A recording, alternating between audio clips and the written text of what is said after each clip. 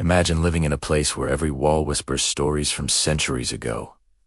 For one man named John, this isn't a fantasy. It's his reality. He lives completely alone in a magnificent 250-year-old castle, and he has absolutely no desire to ever leave.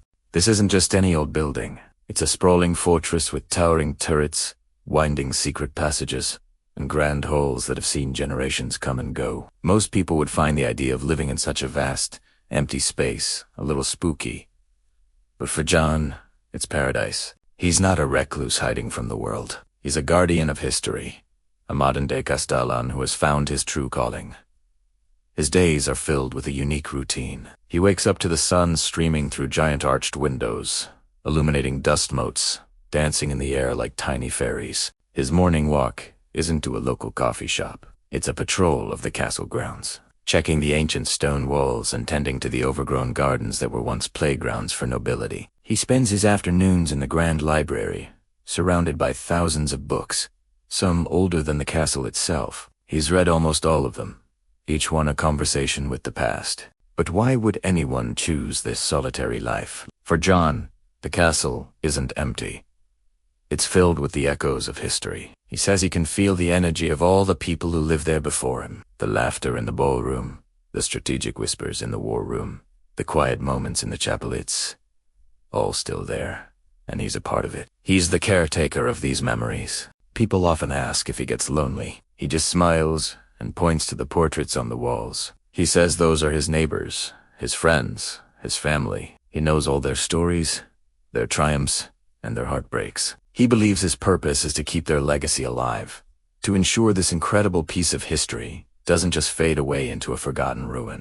John's story teaches us that home isn't just a place with four walls. It's where you find your purpose, where you feel connected to something bigger than yourself. For him, that place is a 250-year-old castle, and he wouldn't trade it for anything in the world. He has everything he needs right where he is: history, purpose, and a profound sense of peace. What do you think of John's incredible life? Let me know in the comments below. Thanks for watching, and don't forget to subscribe for more amazing stories.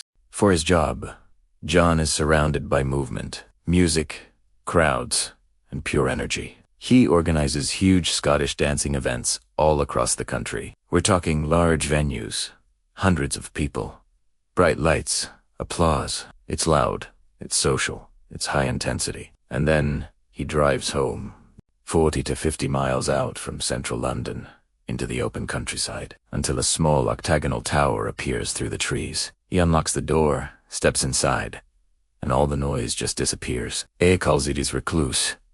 Not a retreat, not a getaway, but a reclusy. It's a place to escape the hustle. He hasn't taken a holiday in 4 years, and when people ask why, he just shrugs and says, "I wouldn't really want to be anywhere else." Think about that. Most people who own something this extraordinary would want to show it off. But John's castle is quiet, personal. He spends hours mowing the lawn, building stone rings around trees, and planting flowers for the spring. It's grounding, nothing flashy or excessive, just comfort layered into history. For 200 years, Dinton Castle was collapsing. Rain soaked its walls, wind tore at its corners, and teenagers carved their names into the brick. It stood alone, unfinished and unwanted, until someone decided it was worth saving. It took 3 years of work, planning battles and engineering challenges to make the broken tower livable again. When John bought it, he didn't erase that history. He kept the scars visible. Because sometimes, the beauty of a place isn't in how perfect it looks, but in what it survived. In his living room, the brickwork is raw, exposed. You could even see fossils inside the walls, ancient imprints from long before the castle was even imagined. And carved into the brick are names, little signatures of rebellion from kids who climbed the ruin decades ago. John kept it. Today, there's underfloor heating and fast broadband, but the castle still remembers what it was. Maybe that's why he doesn't feel the need to leave. A castle is supposed to defend, and while this one was never built for war, it still feels like a fortress, not against armies, but against noise, expectation, and pressure. When the music stops in London and the last dance finishes, John drives away from the chaos and returns to a space that asks nothing from him. No applause, no performance, just brick, ancient oak trees, and 50 wooden steps spiraling upward. When people ask if it's haunted, he laughs and says, "I've never slept so well."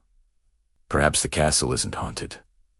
Perhaps it's healing. Thank you for watching. If you enjoyed this story, make sure to follow for more. In a quiet corner of the world, where rolling hills meet an endless sky, stands a small castle. It's not the kind you read about in fairy tales, with towering spires and grand halls. This one is more modest.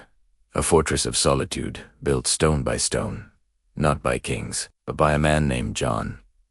For years, this castle has been his sanctuary, a place where earthly worries seem to fade away. But John's true escape, his real kingdom, isn't found within these stone walls. It's up there, in the vast, open blue. John is a pilot, not of jumbo jets or sleek private planes, but of something far more intimate, a small, single-engine aircraft that feels more like an extension of his own spirit than a machine. Every flight is a conversation with the wind, a dance among the clouds. From his cockpit, the world below transforms. The patchwork of fields, the winding rivers, and even his own little castle become part of a magnificent, living map. It's a perspective that changes you, a reminder of how small we are, and yet, how much we can see. He flies not to get somewhere, but simply to be somewhere else, suspended between the earth and the heavens. It's in this space that he finds clarity. The hum of the engine is a meditative chant, the horizon a line of infinite possibility. His passion isn't just about the mechanics of flight, it's about the freedom it represents.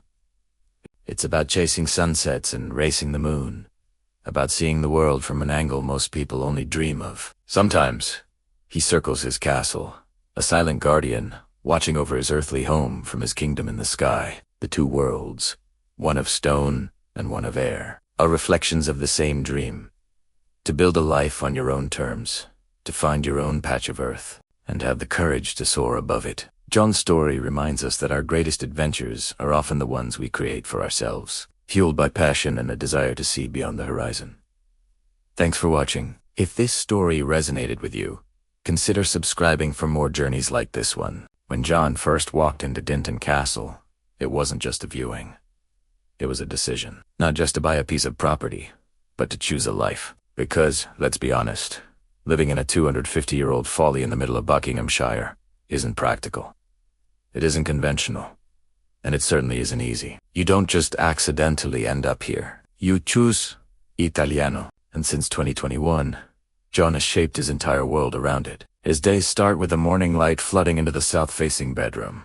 Those special blackout shutters mean he can just as I sleep until midday if he wants. Then it's coffee in the underground kitchen, sending emails from a table 3 feet below ground while curious squirrels peer in through the window. Evenings are spent by the wood-burning stove, not always because he needs the heat, but because he loves the ritual, the warm glow of firelight against ancient brick, the sound of crackling logs in a tiny castle. It's grounding. There's a real comfort in repetition. It's the same 58 steps climbed every single day. The same gentle arc of the swing in the garden, the same single acre of land to mow, and the same breathtaking view from the roof terrace, stretching all the way over Aylesbury Vale. In a world obsessed with what's next, John doesn't talk about ambition or expansion. He talks about something far rarer: contentment. Most people live in houses they secretly plan to leave, always looking to upgrade to more beyond. But John, he hasn't taken a holiday since moving in. He doesn't want to be anywhere else. This isn't a stepping stone for him. It's the destination. It's an arrival. Sure, his life is full of excitement. He flies high in the sky. He works in bustling crowds. He stands in front of hundreds of people. But at the very center of all that noise and motion, there's this small, quiet, octagonal tower where he feels most like himself. And maybe that's the real story here. It's not about a man living in a castle. It's about a man who found a space that fits him perfectly. Thanks for watching. If you enjoyed this story, don't forget to like and subscribe for more.